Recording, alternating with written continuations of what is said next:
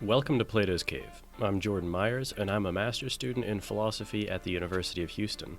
You're listening to a reading group episode of the show, which means that in this episode, I discuss the Stanford Encyclopedia of Philosophy entry on moral responsibility and determinism with two non-philosopher friends, Adam and Giffin, because philosophy shouldn't just be for philosophers. So this is the second episode in the free will and moral responsibility series, and today it's kind of a follow-up on the first episode, the review of Sam Harris's Free Will. This episode is kind of clarifying some concepts and drilling down on exactly what the three of us believe at the beginning of the series. So with that in mind, I hope that this episode is an educational one for you. I know recording it was for me. As with the first, this episode is audio only. That will soon change, and it was also recorded well over a year ago, so my position has changed pretty drastically from the one I espoused in this video. So with that introduction, I really hope that you enjoy the episode.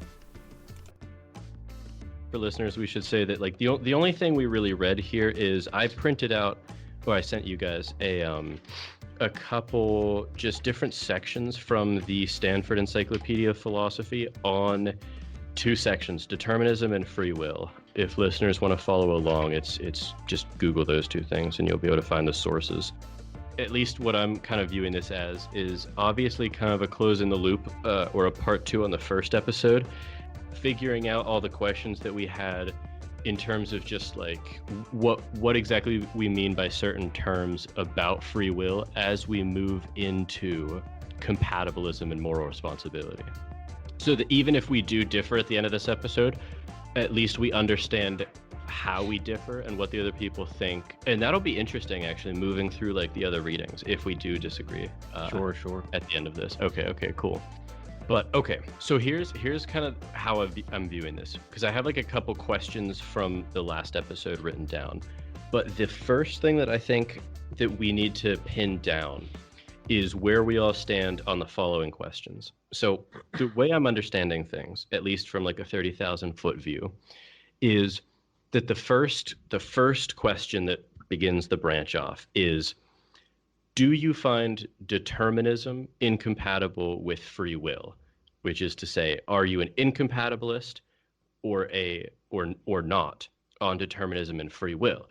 And if the answer is yes, then we have to decide if you say that, okay, determinism is incompatible with free will, but we do have free will, i.e. the libertarian position, or if you say yes, they're incompatible, and we don't have free will, i.e. the incompatible determinist position. And then if you answer no to the question of is determinism incompatible with free will, okay, then you're just some sort of a compatibilist, i.e. like, maybe the Dennett style, or there's a bunch of other different styles. And we don't have to figure out that in this episode. There are other, readings we can do on that. But then So then, free will is being redefined to mean something other than libertarian freedom. Do you guys agree with how I'm kind of viewing the 30,000 foot view of this? Yeah, Okay. I think those are good frames. Okay, so Adam, I remember the one thing that like after the episode we were talking, and I remember you wanted and it was a fair ask, like a strict definition of what we mean by some terms, and I think one of the terms was determinism, right? Maybe not that one in particular, but I'd love to hear a good definition. Okay. So I came up with the one that I think is the non-jargon filled version of it, right?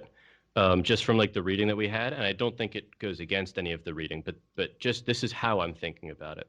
In terms of like the free will debate, determinism means that there is this fact that everything about any individual's composition or origin can be traced back to factors that they did not author or cannot causally own. So for instance, genetics, parents, place of birth, culture of birth, time of birth, sun radiation, etc., right? The point is not that we can know any of these specifically and whether or not they led to any given thought or action, but we simply know that there are causes like this that do exist. That's what I mean by determinism. Do you guys have a problem with that as kind of the working definition moving forward? No. I don't think so, but I mean, maybe this is kind of playing devil's advocate. But Jordan, Sure.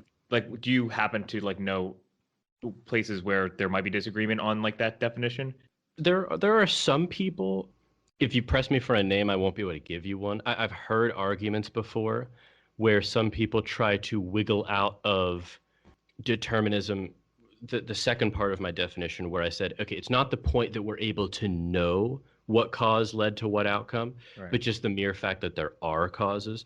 So some people have said that no, it's like the mystery of the causes is what grants us freedom. I don't find that very compelling at all. Yeah. Because it's just open to more information, right? It's not, you're not denying that like the information exists. You're just denying that we know it. Okay. That seems to be a bit spurious as a distinction for me. Okay. The, Yeah, I the, figured I'd ask, but that's not compelling. the only other thing that the only other thing I was going to add is that when I say determinism, I'm not actually super concerned with whether randomness factors into it. I include randomness in deterministic causes, even though it's technically indeterminate, but in the sense that randomness would be that which determines any given action. So I could say determinism plus randomness, or I could just say determinism, and I'm kind of meaning the same thing. The other way that I think about it is the necessary and sufficient condition of determinism is that if you were to pause and rewind the universe to a previous state and hit play again, nothing would unfold differently. Or if it did, then that was due to randomness. So that kind of clarifies how the randomness fits in. Do you guys have an issue with that either? No. Okay, nice. So I've rambled a lot, but I wanted to just kind of lay out how I was viewing determinism and then how I was viewing the conversation. So the one thing that I remember we didn't exactly know where we fell on was, Adam, if you were advocating for some sort of libertarianism or if it was something more akin to a type of compatibilism. I think it began compatibilism, then I began to flirt with libertarianism, but then I ended in compatibilism. So that's where I ended and finished up. But the road along the way did veer a little bit into libertarian free will. Yeah. So just to close the loop on our previous conversation, where do you stand on the claim that, because I think you disowned it, but I just want to understand, like, for the rest of the series moving forward, where do you stand on the claim that when a thought arises, that obviously arises from just, non-free darkness, and it just happens to arise? But I think you said, what was the phrase? It was like modified by consciousness, or it bounces off consciousness, and that's where the libertarian freedom comes. Is that still something that you're clinging to, or are you viewing that in more of a compatibilist state now? A compatibilist state. Like Okay. I still stand by that notion. Okay. But definitely through a compatibilist lens, yeah. Because the reason why I was confused is before, because I agree that that's like a very worthy distinction of holding. But I mean, correct me if I'm wrong, but there was a little bit of at least flirtation, like you said, with that being a libertarian source of freedom. I'm going to push back a little bit. No. Okay.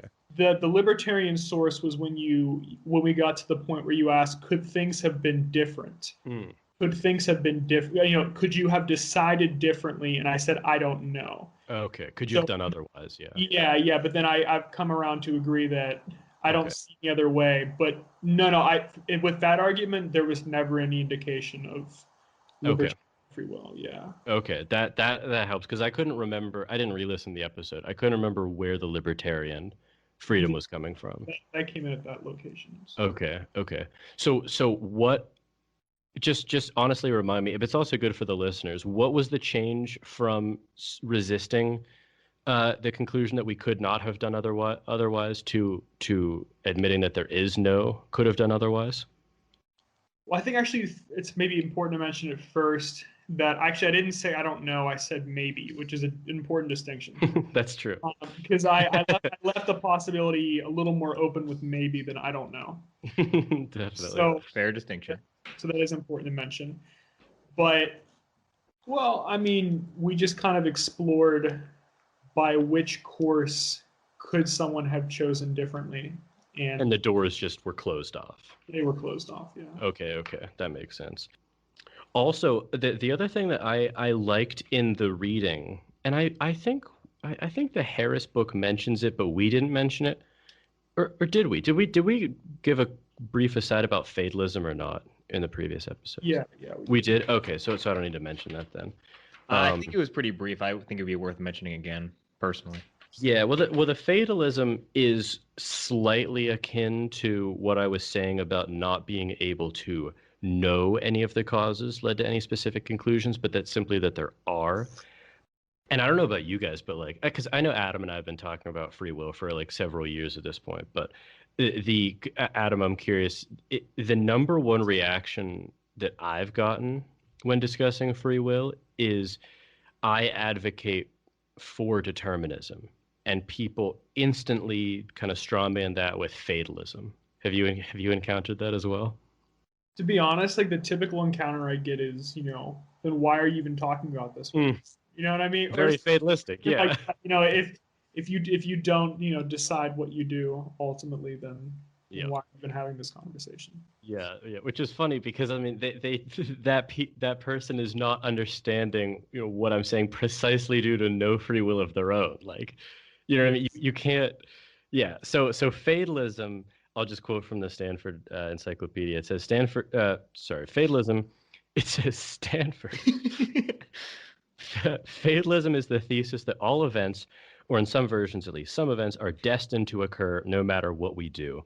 The source of the guarantee is that those will events happened is it located in the will of the gods, their divine foreknowledge, or some intrinsic teleological aspect of the universe, rather than the unfolding of events under the sway of natural laws or cause-effect relations. Fatalism is therefore clearly separable from determinism. And to me, all that's saying is a bit fancier language than no. Like people are misconstruing the fact that it's not whether we can know. It's not about predictability. It's about understanding that there just are causes, that we are nothing more than causes. Yeah, I think it's explained well in that sentence just by kind of the contrast made between teleological approaches and causal approaches, in the sense that teleological kind of explaining events by their outcomes, and like through their causes, which determinism attempts to explain things by. Like everything that we talk about in the subsequent like episodes is not going to have to do with predictability. It's about determinism. So I actually thought, I don't know, I thought this reading was a little bit technical, a little bit jargony, but it did actually bring out some very good distinctions. And one of those was under the section, the freedom to do otherwise. So they talk about, now remember I said at the beginning of, I think it was the beginning of last episode maybe, there are, when we ask are you a compatibilist, there's two possible things we can be asking that about. We can be asking, do you think determinism is compatible with free will? And do you think moral responsibility is compatible with determinism? What we're talking about in this episode is compatibilism between determinism and free will. So they kind of introduce like a couple different ways to look at the freedom to do otherwise, which I don't know about you guys, but for me, that really is kind of where the crux of the debate lies, right? Is like, if you have no freedom to do otherwise, then you can say you mean something else by free will, but you're kind of changing the subject at that point. Well, I do think it like depends on framing. So I felt like a pretty good quote. So this is like not my quote, just doing a little side reading, and like I felt like this, at least to me, did a good job of kind of like explaining what I meant. But let's just read it here. People do have an ability to rationally choose among options to the extent that they can represent options to themselves and choose between them according to processes of rational deliberation. Who is Like, that, by the way? it was someone who, I forget the exact website, but someone was just like, Jay Peterson. Peter Song. no, it's somebody's thesis, but I liked it though. Oh, interesting. I liked the way it was put though. Yeah, yeah. So, and that for me, like, I don't think that's like a trivial distinction there, right? No. Do you kind of see where I'm coming from Can there? you repeat it actually? I Yeah, don't think I grasped what yeah. you're trying to explain.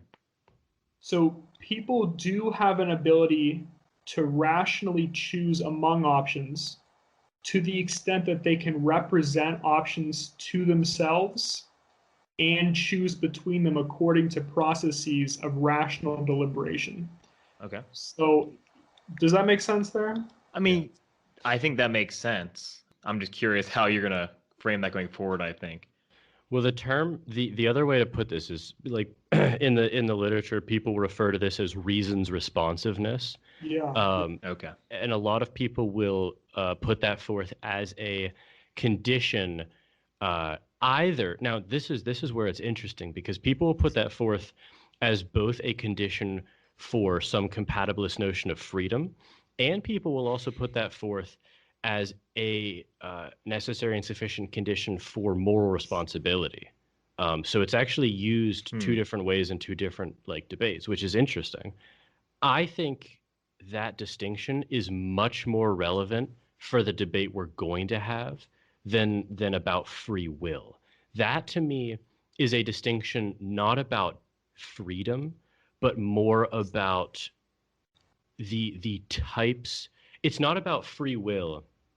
It's more about sort of the I don't want to use the word freedom that people have because that kind of conflates it with like free will, but that to me is more of an indication of the category of person you're dealing with, if that makes sense. Yeah, that actually makes a lot of sense to me because I asked you to repeat like the sentence because I wasn't 100% sure if it was like kind of saying anything about free will, and it didn't really seem to me, at least the way I was kind of interpreting the words. But Jordan, I think that was an excellent explanation, and I think we should definitely bring that back for the conversation on moral responsibility. Because I just think, like Adam, I'm curious what you think to what I said, but I just think that bringing that into, because it's a very important distinction to hold. It's very important. But to bring that into the free will debate, to me, seems a little bit misplaced. It says other philosophers see them, reasons to doubt in free will, as reasons to favor a more modest free will agnosticism, or to promote revisionism about the folk idea of free will. And that's pretty common, actually, where a lot of philosophers will say, well, of course, there's no libertarian free will, but, we always knew determinism was true anyway, and we shouldn't really uh, kind of acquiesce to the lay person's notion about free will. And it's like, I get that view, but the problem is like, I don't think that makes a lot of sense because there are a small subset of people who, are libertarian free will advocates who are sophisticated philosophers, or at least sophisticated thinkers.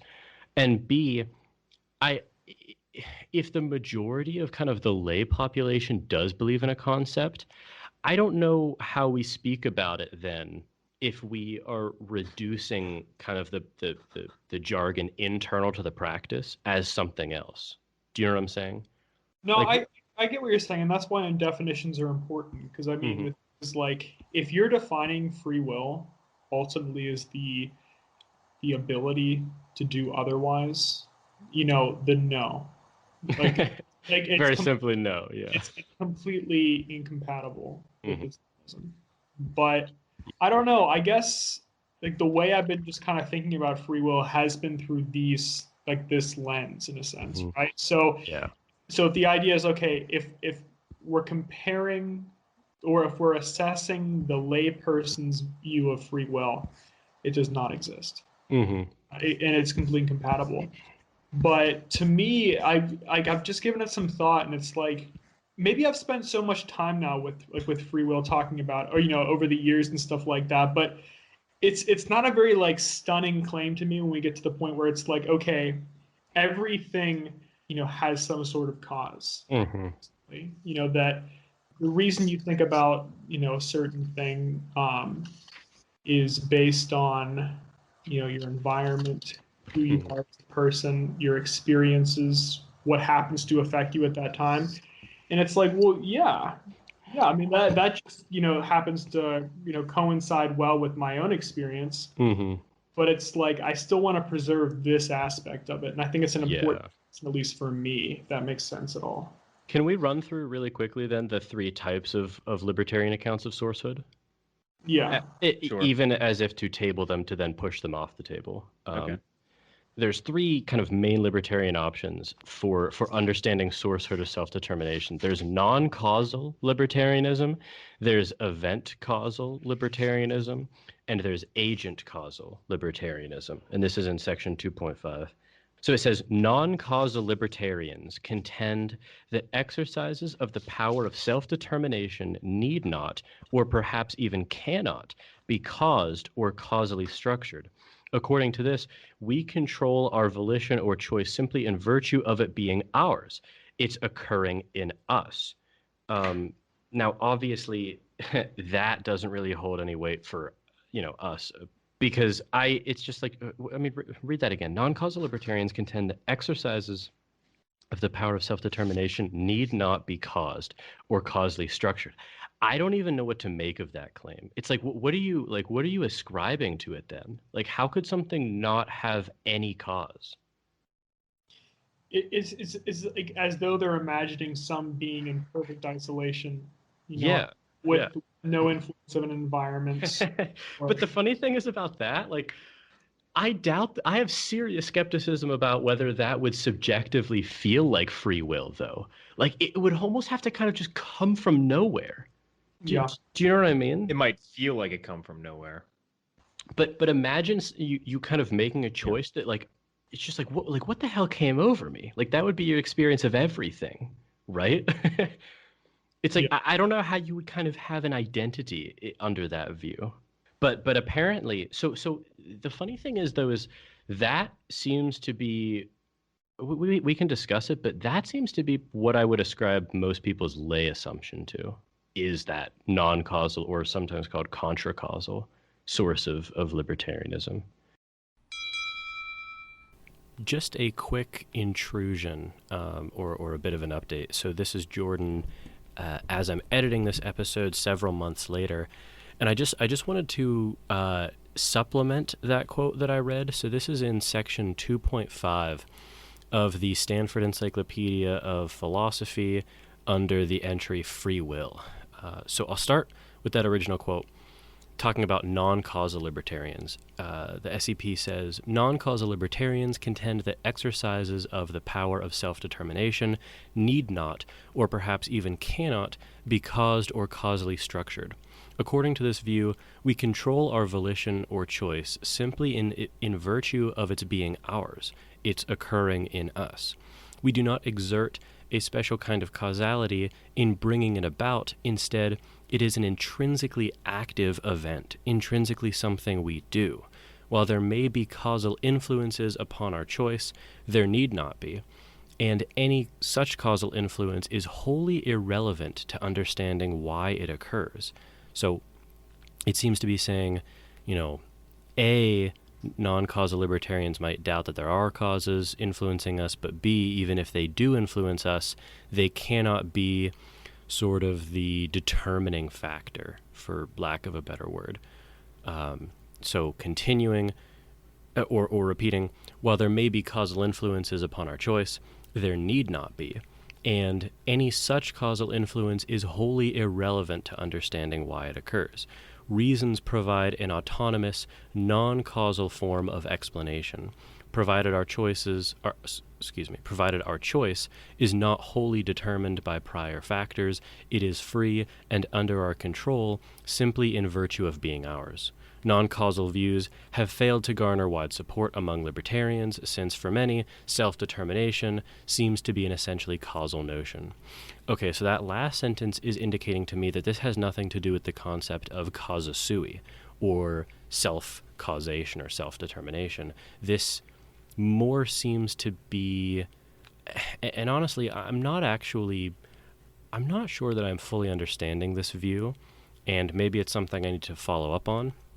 But it seems to be this sort of almost godlike view of what you as an individual are able to do. It seems to be that you can just sort of through pure will influence yourself. I mean, that quote that I read again and expounded upon seems to indicate that.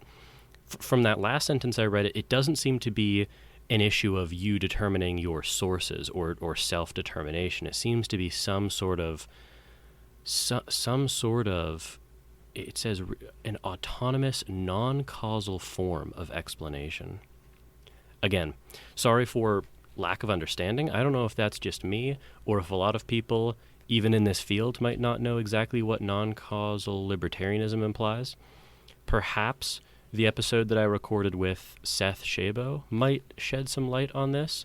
That was episode, I believe, 27. So if listeners want to do that, they can check that out. Okay, back to the original discussion. But it continues.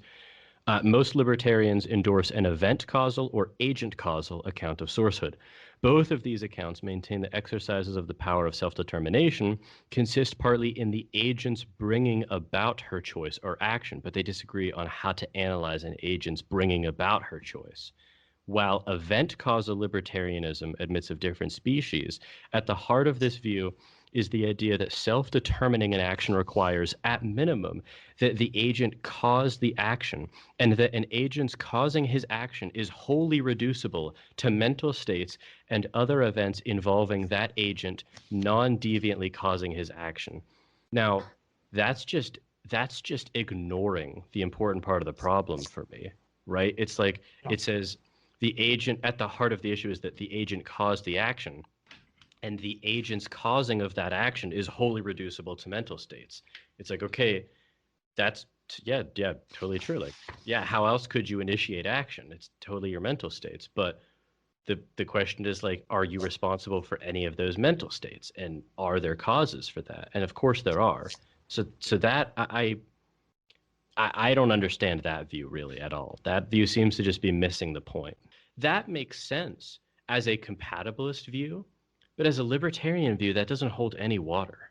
The other thing to close the loop on that is event causal libertarians need to believe that self-determination requires non-deterministic causation in a non-deviant way by an agent's reasons. This made the least sense. Yes, that made the least sense. It's like that just merely asserts that, like, we have some contra-causal power. It's like I have no reason to believe that we do.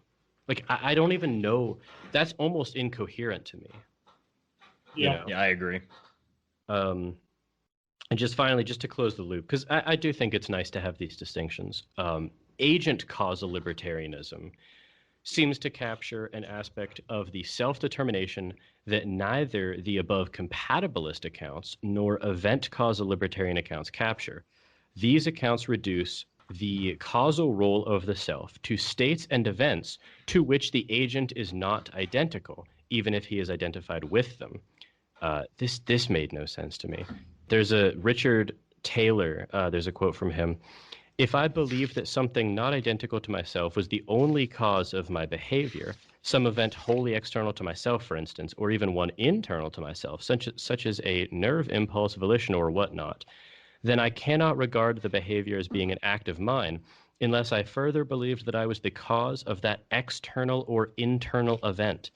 So this is like, this seems to be grasping at being the cause of the causes in some weird way. And like the very next sentence is, it's funny, despite its powerful intuitive pull for some, many have argued that agent causal libertarianism is obscure or even incoherent. And I agree that it is both of those things. Yeah.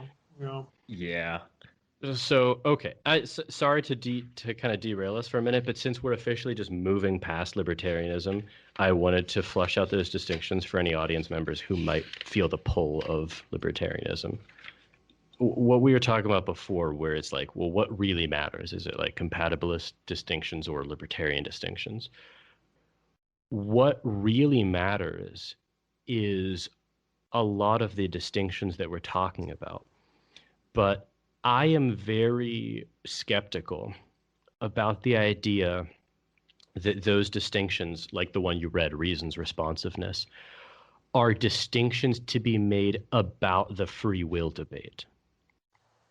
I think that they are far more important for issues like moral responsibility, and that they belong much more in that debate.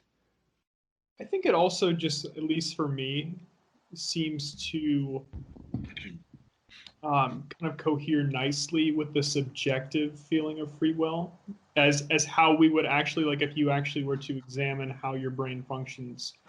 I feel like the deterministic model, like, although it's completely correct, I feel like doesn't actually use the language necessary to describe the experience of free will.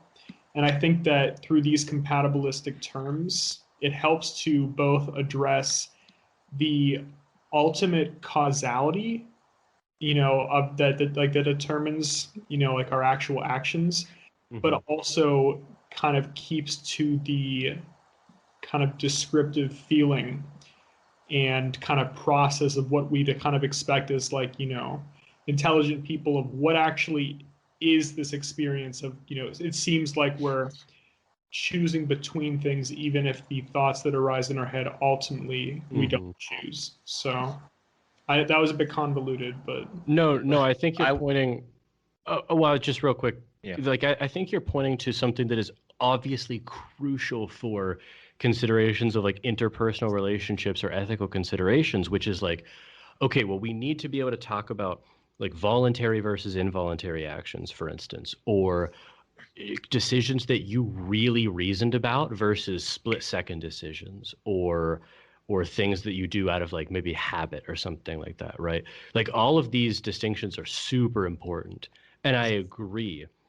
What I'm saying though is I just all of those things are very important distinctions, but to me they don't have anything to do with freedom, or free will. That all I think all of the things that we want to preserve about those distinctions are very happily imported into the moral responsibility debate. I mean, yeah, I was just gonna say, well, I guess generally agreeing with you, Jordan, about all the points you brought up about like ethics and interpersonal relations and things like that. These are very important distinctions, right? They're not negligible.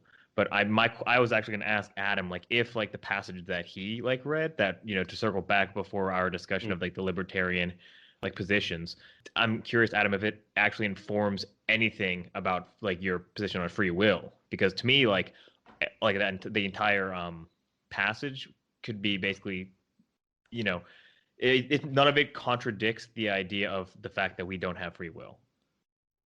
And well, so I'm just curious. I mean, maybe you already answered it with like your description of like the subjective, but maybe I just wanted to ask directly if it informed your free will thoughts. I think you guys make really good points, but here's like kind of like the lens I'm viewing it through here. It's almost like, okay, I've adopted to some extent like a consequentialist viewpoint on ethics, right? I don't know why that ethics system ultimately appealed to me, but that's one that I've come to adopt based on who I am.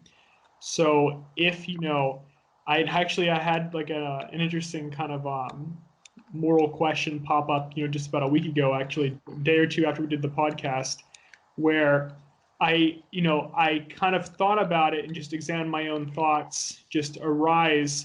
And it was through that framework, and then I came to sort of a conclusion through that. Through that process, it's what I would call, certainly a free will experience, but maybe not ultimately free.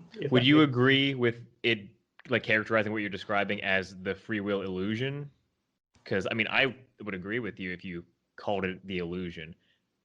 Like, I'm just curious if that's equivalent to you. I mean, I would say that, I'm not Well, like the cause, I'm not the cause. No, like that is a fact. That's obvious. Yeah. Yeah, sure. And the way that those thoughts impact me, like ultimately I have like no control over that either. But like the process itself, I guess it would be an illusion in that sense. So I guess it would have, but I feel it's a very strong illusion if I'm gonna make that claim. So, or if I'm gonna concede that it's an illusion, it's a very very strong illusion. So I can agree with that. in Do my you- my here- opinion, Can I ask another question about that then? yeah. Because like, I'm just trying to think about. Let's make it amoral for a second, just so we can like actually talk about the details. So, for instance, obviously I'm doing like a grad school research right now, right? And that is a very rational endeavor, right? Like deciding kind of which schools I want to apply to versus not. And I'll be faced with a similar kind of thought process if I get into more than one program about which school to go to. It'd be a nice problem to have. But so even when I'm kind of exercising this reasons responsiveness and I'm looking at a school, so I just want to hear like how you might differ in your experience from this, Adam. So like I understand that obviously I don't understand why or I'm not causally responsible for like why I would value some things over others. Um, or even honestly why I'm interested. Like a big thing for me is, do the faculty have interests that align with my own, right? And and I don't know, like I have no idea why I'm interested in some areas of philosophy and not as much in others. But I know that I do, and so I want to evaluate and kind of rank schools based on that, based on their funding packages, based on their location, based on their placement record, based on all of these things, right? Like their other resources, their colloquia talks, all of these things, right? And that's a very reasons responsive process. But even if I think about any individual part of that, I do and kind of can experience that as a lack of freedom, right? Like if a reason occurs to me, like, oh wait, that school might not be good for like this reason, like that just kind of pops up, and if I accept it or not, that just kind of pops up, and then how it affects my further reasoning of does anything else about the school overcome that, like that all of those just kind of pop up for me. Does that So, differ for you? I mean, I just wanted to point out, and maybe Adam, you were going to point this out as well. I think there is like at least a bit of an experiential difference between like the idea that comes to your head kind Hmm. of popping up versus like the what you described as the popping up of like the decision you make. Because I feel like it's a little bit more It's just it's like a little bit more bouncing versus just arising, but even the right. bouncing is it's the same I mean, but type of the way it experience. feels like I think is like, you've come to the rational conclusion based on like inputs, right? Like Hmm. as opposed to like, oh yeah, I totally forgot like the distance, like some random like Or like fact. accidentally like touching like a hot stove or something. It's like shit, like I didn't mean to do, like Yeah, you yeah. like you Well, didn't mean to do it or something.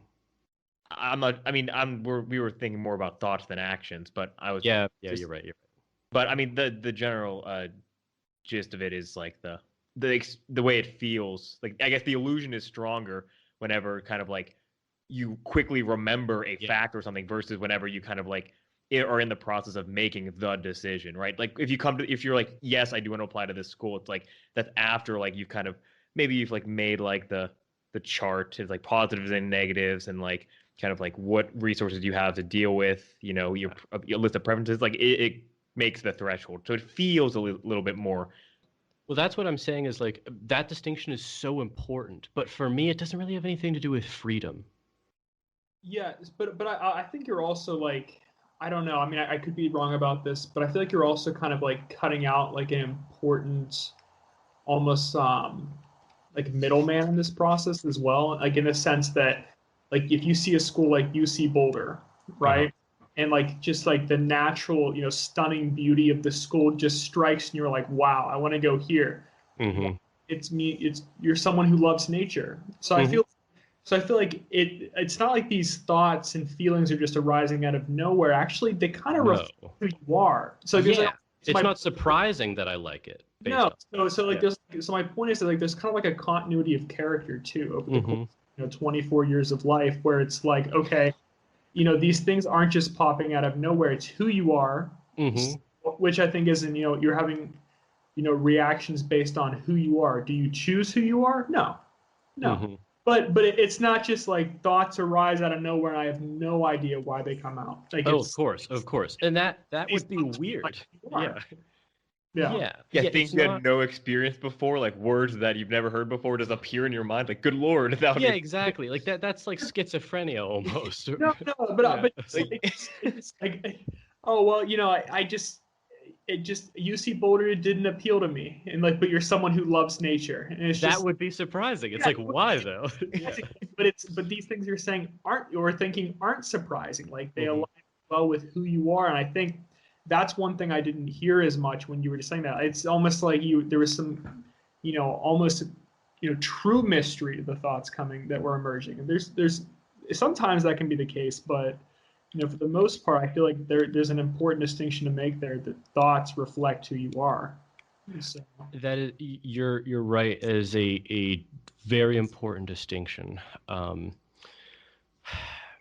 it might just come down to a matter of phrasing because it's like Yeah, I agree. Adam, you seem to come back to like a lot of specific phrases that I think probably hold some like personal value to you. Like who you are, you say a lot, but I'm not sure like if like that holds extra meaning well, can than I like can I what I'm clarify? interpreting. Yeah, sure.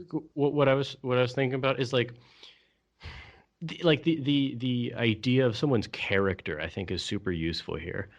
So something can be in character for someone, like me liking UC Boulder. It can be very out of character, like me not liking UC Boulder.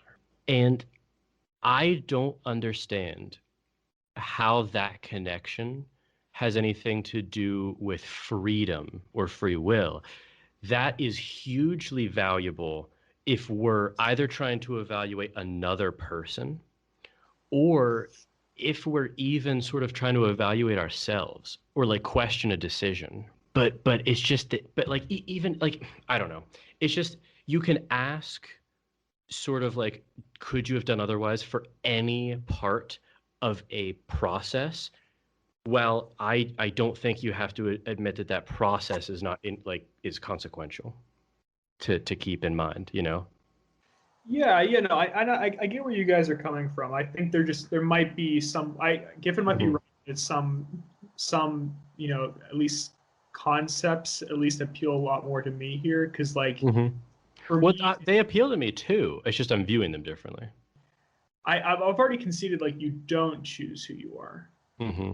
I mean, but at the same time, like I don't, I guess, subscribe as fervently to the randomness of thoughts in the sense that like you do not control your thoughts, but Hmm. your thoughts are who you are.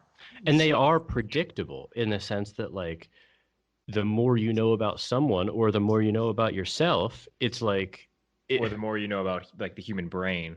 yeah, exactly. Like it would be like I don't know, make up some decision that like I'm probably going to have to come to at some point. Like there are there are ways that I could make that decision a deliberative decision that would be very surprising to me. But it's like and there are obviously more ways that it wouldn't be surprising.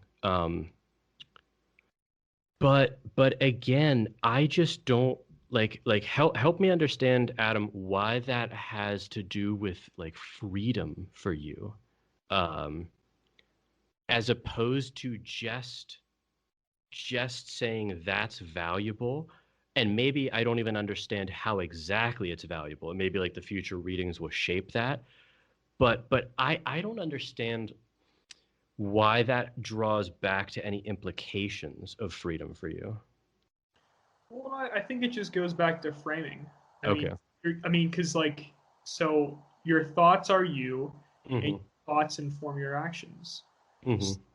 Ultimately you're able to behave, based on who you are. And I think that I think there is some freedom in that to me, at least, even though Giffen brought up the example of, winding up, some sort of some toy and just letting it play out on its own. I think it's but I don't think that seems to align with the subjective experience. I mean, if like the toy, like, I mean, you'd have to make the toy as complicated as we are to begin to even kind of create the illusion of free will at that point. But I'm saying it's a very, if I'm conceding to the illusion, which I'm happy to do, then I'm saying powerful illusion.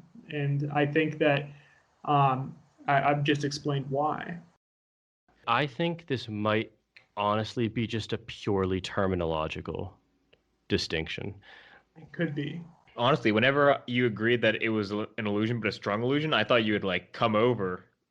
But then you say there is some freedom in it, and I still don't see like the connection, frankly. Maybe only in the subjective aspect of it. So, but I mean, I actually, this is where we really differ at this point, because your facial expressions after that are totally did it for me, because it's like, you guys have you don't feel any subjective control over what you do. No, I do. Okay. But it's an illusion. Okay. We agree on that. Okay, yeah, strong illusion, right? Yeah. So okay. Yeah. We're on this. I'm not living in some sort of hellscape where I feel no connection to. No, of course. Well, I thought that for a second too, because I was like, no, very strong illusion. You guys both give me that the kind of quizzical look, and I'm like, really? You've completely. Oh no, the quizzical look was why that relates to. Not whether that's true. I can't decide whether I think that you are a compatibilist about free will and determinism, or if you're an incompatible determinist and you're sort of importing your views about like moral responsibility compatibilism onto this debate or not. And I don't know if we're going to understand that until we move into the next readings. Yeah, I'm certainly either one of those. Yeah, clearly. Yeah, I because it's like, because I don't know, it's just maybe we don't have the language of the papers that we're going to read to like fully flesh it out. But it's like everything you're saying to me is, if you're a compatibilist, you're a very special kind of one then, because you're not like your argumentation is not what most compatibilists tend to be on it. It's like most compatibilists tend to do something akin to what Dennett does. Like there are different versions of it, but like roughly it's some version of what Dennett does, where he says like, but determinism was never the question. Like that's never what we thought was the issue. What's really the issue, he almost says something like this simple conditional analysis where it says an agent has the ability to do otherwise if and only if, were that agent to choose to do otherwise, then that agent would do otherwise. And to me, that just totally misses the point. Like that's a tautology. It's like if things happen differently, then they happen differently. And like, of course that's true. But like, for me, I'm kind of the exact opposite in a way, actually. Yeah, that's what I was trying to point out. Yeah. I'm actually like, the opposite of Dennett in this case. Yeah. Yeah, because the thing is, like, for me, when you said that, some compatibilists might say determinism was like never the question. For me, it's almost like libertarian free will was never the question, in the sense that like I concluded like what we concluded back in 10th grade of high school that it didn't make any sense. So it's like now when I've tried like reframing my views on free will, that libertarian free will wasn't really in the question. I flirted with it just briefly, but so like the question is like, is there some sense in my mind of free will that I can still preserve? Not can, but do I still preserve? I'm interested in whether after we do maybe not the next reading, because I kind of have a way of how we might want to set it up, but like maybe the next few readings, if you say actually, yeah, all these concerns are they're just related to a different debate or not. I'm just curious. I mean, I'm starting to think they are, because I mean, like, I tend to agree on every single point you guys raise here. Okay. that there really is no freedom.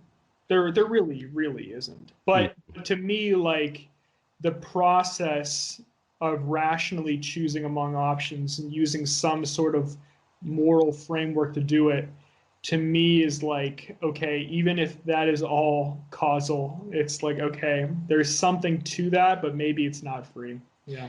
And that is almost everything that we care about. Like, is what people conclude at the end of that rational like dialogue with themselves, you know?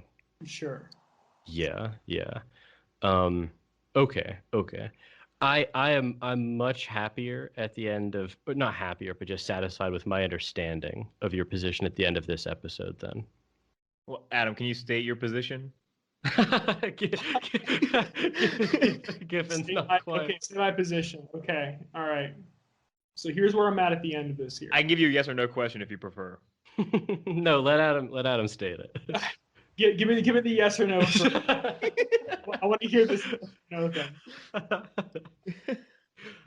Is it a contradiction to say that, free will is a strong illusion, but in that strong illusion, there is freedom? I think I just conceded right now that we are not ultimately free. Okay. Like, I mean, we're not. So, okay. Yes, that is a contradiction. Okay. I was like, Jesus Christ! If he says yes to this, we're not even halfway into the episode yet. Well, that's the question that I asked earlier, but he said like there's some freedom in there. So that's what I want to clarify. Okay. Yeah, I guess. But then, I mean, if you said, is it an illusion? And then I'm like, fine. Yes. Fine. But I still stand by that original quote there, reason responsiveness. I think there is something to that, only if it's just moral responsibility.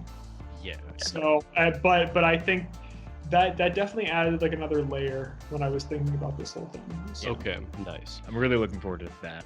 I am too. Responsibility. So what I think I'm going to do is, so for the next episode, I'm going to assign one reading and then another synopsis of a reading. But both actually will amount to I think less than 10 pages.